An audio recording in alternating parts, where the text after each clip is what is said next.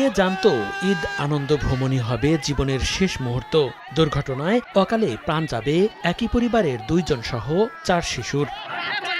স্থানীয়রা জানান, ঈদ উপলক্ষে জামালপুরের দেওয়ানগঞ্জে ব্রহ্মপুত্র নদের উপর ভাসমান সেতুতে ভিড় করে মানুষ।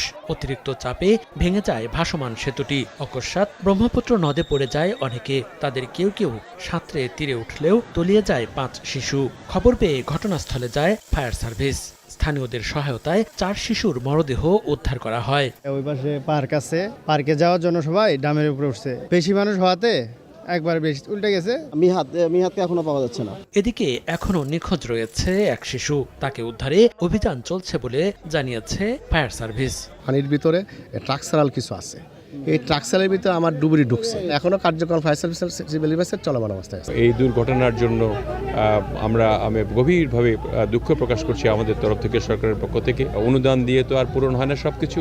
তারপরেও যদি অসচ্ছল পরিবার যেগুলি আছে তাদের অনুদানের একটা ব্যবস্থা আমি করে যাব। আমরা ইতিমধ্যেই একটা ব্রিজ করার জন্য পদক্ষেপ নেওয়ার জন্য আমরা প্রস্তুতি গ্রহণ করেছি এবং এখানে একটা স্থায়ী ব্রিজ নির্মাণ হবে।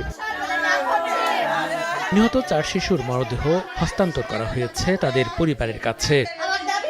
সময় সংবাদ, জামালপুর।